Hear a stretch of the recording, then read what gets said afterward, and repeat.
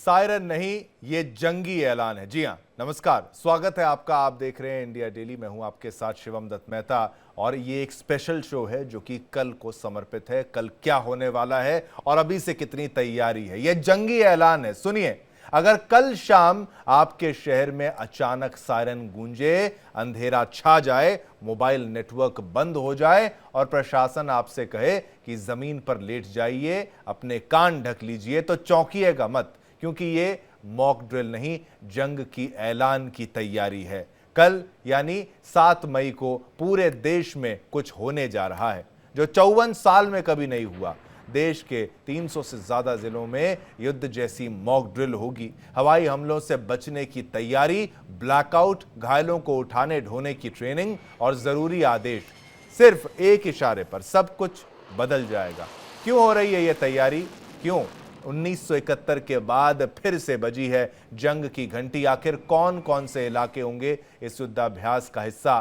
क्या है केंद्र की प्लानिंग और क्या ये ड्रिल है या प्रीवर सिग्नल है? हम लेकर आए हैं आज सबसे बड़ा एक्सक्लूसिव शो। ये सायरन नहीं है, ये जंग का ऐलान है। आज की ये तस्वीरें आपको हिलाकर रख देंगी। टीवी की स्क्रीन पर जो आप अभी देख रहे हैं वो सिर्फ एक वीडियो के माध्यम से मत समझिए, उसको वीडियो मत समझिए। ये हिंदुस्तान के गुस्से की आग है, ये भारत की वो ललकार है जो अब सिर्फ सुनाई नहीं दे रही, अब दिखाई भी दे रही है, वो भी साफ साफ। क्योंकि अब मुद्दा सिर्फ सरहद का नहीं, अब मामला हिंदुस्तान के सब्र का है।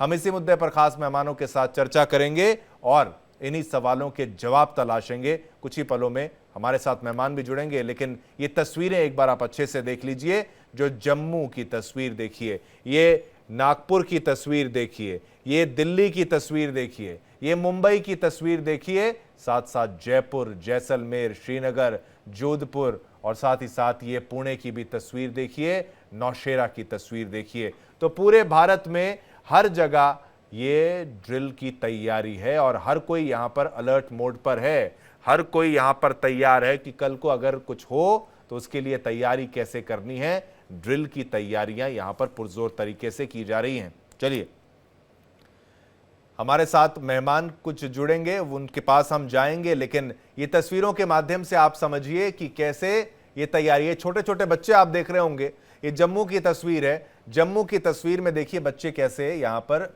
बेंचेस के नीचे वहां पर छुपे हुए हैं और छुप के वो तैयारी कर रहे हैं कि अगर कोई हवाई हमला होता है तो उन्हें क्या करना चाहिए। नागपुर की ये तस्वीर भी आप देखिए, जहां पर पुलिस और सिविल साथ साथ पैरामिलिट्री की जो ये फौजी हैं वहां पर मौजूद हैं। और दिल्ली की भी ये तस्वीर देखिए, जहां पर दिल्ली पुलिस और पैरामिलिट्री एक साथ हैं। फिर एक तस्वीर मुंबई की, महाराष्ट्र की तस्वीर, जहां पर पूरे अपने गियर के साथ यहां पर हमारे मुंबई पुलिस के जवान जो हैं वहां पर तैनात हैं। जयपुर की भी तस्वीर और तमाम वो तस्वीरें आपके सामने। मैं स्वागत करना चाहूंगा, हमारे साथ इस वक्त अहम मेहमान जुड़ चुके हैं। हमारे साथ इस वक्त वेद भूषण जी हैं, रिटायर्ड एसीपी दिल्ली पुलिस के। आपका शुक्रिया, आपने अपना कीमती समय निकाला। मेजर आशीष चतुर्वेदी जी, रिटायर्ड रक्षा विशेषज्ञ, आपका बहुत बहुत धन्यवाद सर, आपने अपना समय निकाला। कृष्णा मित्रो, आपदा प्रबंधन विशेषज्ञ, हमारे साथ इस वक्त मौजूद हैं। आपका भी बहुत बहुत शुक्रिया, आपने अपना कीमती समय यहां पर निकाला। चलिए, सबसे पहले शुरुआत करते हैं युद्ध के दृष्टिकोण से, इसको समझने का प्रयास करेंगे। पहले एक डिफेंस पर्सपेक्टिव जो है वो यहां पर ले लेते हैं कि भाई मेजर आशीष चतुर्वेदी जी, आप हमें बताइए कि ये जो हो रहा है इसको हम किस रूप में हमें देखना चाहिए। कल सीसीएस की बैठक भी होगी, सीसीए की बैठक भी होने वाली है। पिछली सीसीएस बैठक में कई अहम फैसले लिए गए थे।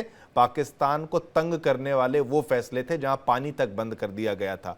इसी दौरान कल मॉक ड्रिल भी हो रही है। मॉक ड्रिल के साथ साथ नोटैम भी जारी कर दिया गया है। नोटैम जारी होना, मॉक ड्रिल होना, सीसीएस सीसीए की बैठक होना, हम किस लेवल की तैयारी कर रहे हैं चतुर्वेदी साहब?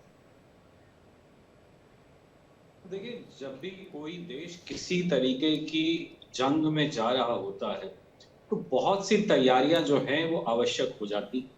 बहुत सी तैयारियां सरकार को करनी होती हैं, बहुत सी तैयारियां हमारी सेना को करनी होती हैं, बहुत सी तैयारियां प्रशासन को करनी होती हैं और फिर एक कोऑर्डिनेशन जो होता है इन सब तैयारियों का वो किया जाता है।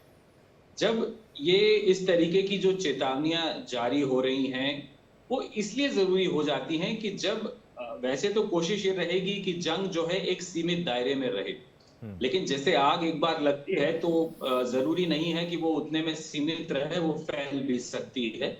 उसका अंदेशा लेकर के हम जो है ये करते हैं कि हमें जो है कहीं ना कहीं इस तरीके से तैयारी करनी है, लोगों को पता रहे कि जब सायरन बजते हैं तो सायरन भी कैसे बजते हैं ये भी पता होना चाहिए। कि जब चेतावनी का सायरन बजता है तो वो करीब 30 सेकंड से 1 मिनट उसकी जो है सीमा रहती है, और ठीक। उसकी जो ध्वनि होती है वो ऊपर और नीचे जाती है।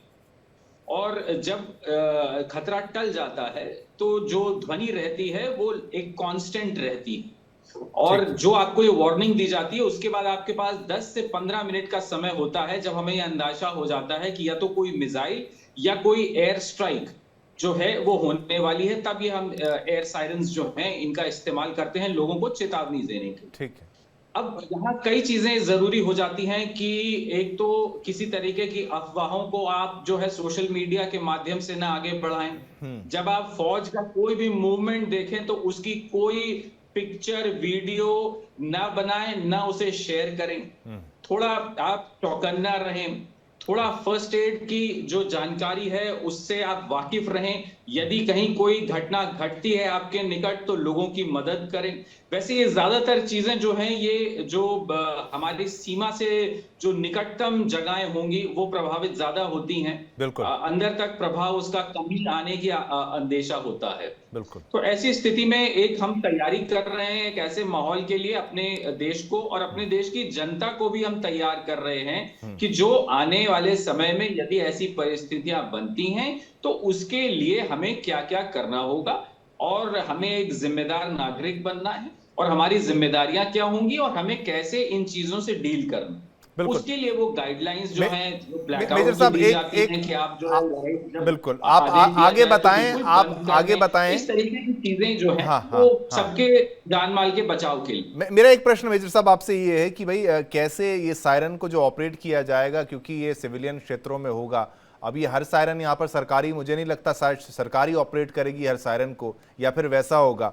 और कैसे पता लगता है कि कोई मिसाइल अटैक, क्या रेडार में अगर कोई एक सेंस कर लिया जाता है कि कोई मिसाइल यहाँ पर फायर की गई है, या फिर कोई एयरक्राफ्ट रेडार में सेंस किया गया है, उसके जरिए क्या सूचना आगे पहुंचा दी जाती है, और कितना क्विकली होता है? एक प्रोटोकॉल क्या होता है सायरन, मतलब युद्ध की आशंका, बॉम्ब गिरने से लेकर मतलब सायरन बजने तक, ताकि लोग समझ पाएं? क्योंकि इजराइल के लोग तो बहुत बेहतर समझते हैं कि भाई सायरन बजा मतलब वहां से गाजा से कोई रॉकेट चला है, इसलिए हमें अब थोड़ा सा अपने सेफ एरिया में चले जाना है। जी बिल्कुल, मैंने कहा जैसे कि जो आपका पहला सवाल था कि पता कैसे चलेगा, पहले तो ये सैटेलाइट्स के थ्रू आपको पता चलता है। फिर आपके जो अर्ली वार्निंग सिस्टम यानी एवैक्स जिसे हम कहते हैं उसके थ्रू आपको पता चलता है, और रेडार्स होते हैं जो आपको ये सूचना दे देते हैं। जैसे कोई मिसाइल कहीं से लॉन्च होगी या एयरक्राफ्ट टेक ऑफ करते हैं तो उनका हीट सिग्नेचर होता है, जो सैटेलाइट जो है वो पिक कर लेती हैं कि कहां से जो है पाकिस्तान की एयर स्ट्रिप से कोई मिसाइल लॉन्च हो रही है, या उनके एयर स्ट्रिप से कोई फाइटर एयरक्राफ्ट या बॉम्बर जो है वो टेक ऑफ कर रहे हैं। तो ऐसी कोई भी चीज जैसी होगी वो आपको अंदेशा हो जाता है कि ये किस तरफ आने की प्रोबेबिलिटी बन रही है, किस तरफ किस रूट में आ रहे हैं। तो उधर से जो नजदीकी इलाके होंगे, ये मान के चलिए कि 10 से 15 मिनट का समय जो होता है वो पर्याप्त समय होता है। इतने में वो आपको सूचना मिल जाएगी कि यहाँ पे एयर स्ट्राइक, एयर रेड किसी तरीके की होने जा रही है।